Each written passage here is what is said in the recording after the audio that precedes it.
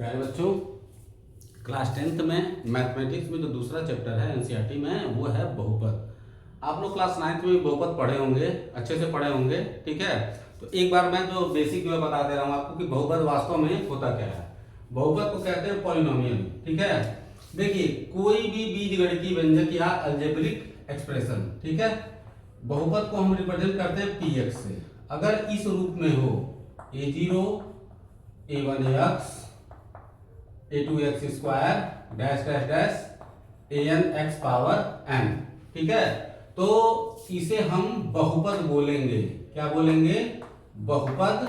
यहां पर जो a0 हुआ, a1 हुआ या an हुआ, ये सब वास्तविक संख्याएं होती हैं। क्या होती हैं?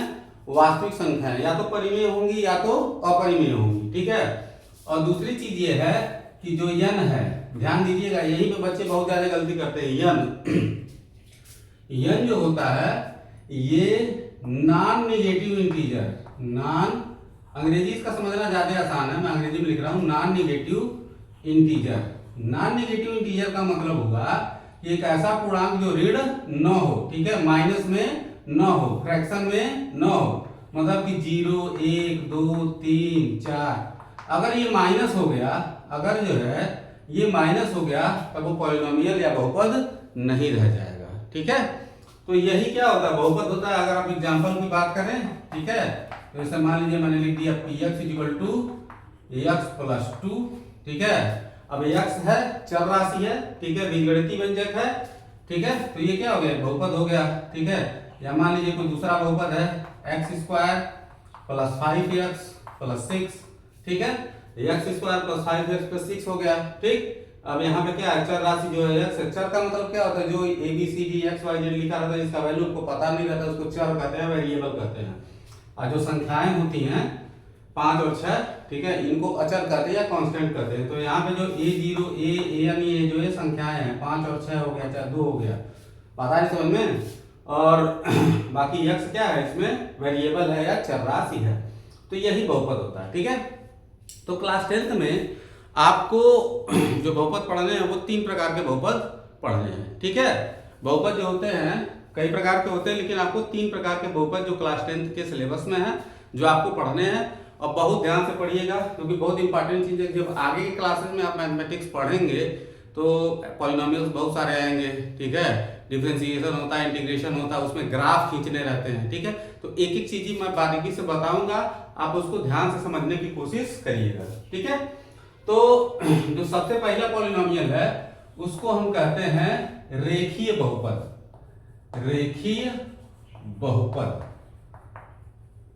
ठीक है।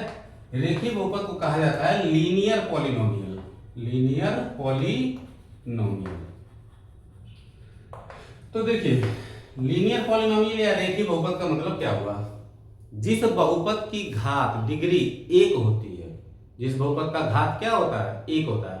डिग्री या पॉलिनोमियल आप क्लास 9 में पढ़े होंगे, बहुपद की घात पढ़े होंगे कि कोई बहुपद अगर लिखा हुआ है तो जो उसमें चर राशि होती है, तो चर राशि का जो अधिकतम घात होता है उसी को हम क्या कहते हैं, बहुपद की घात कहते हैं, ठीक है। तो जिस बहुपद का घात क्या होता है, 1 होता है, क्या होता है, 1, ठीक है। तो इसमें घात क्या होगा, बहुपद में चर राशि का, वो क्या होगा, 1 होगा।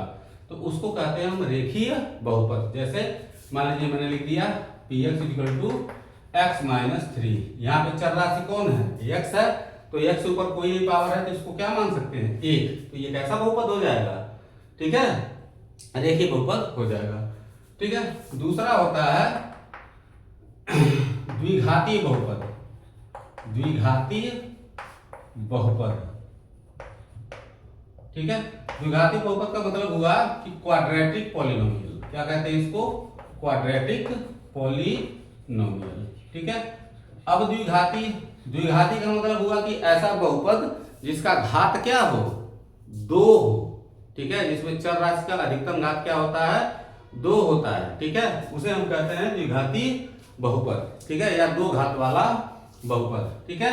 अब जैसे मान लीजिए मैंने लिख दिया px = x² + 5x + 6, ठीक है। तो ये क्या हो गया, द्विघाती बहुपद हो गया, क्योंकि इसमें चर राशि कौन है, x है, और x पर अधिकतम घात कितना है, 2 है। तो ये क्या हो गया, द्विघाती बहुपद हो गया। ठीक है, इतना चीज समझ में आया होगा। ठीक है, अब इसमें वीडियो पास करके आप इसको नोट कर लीजिए।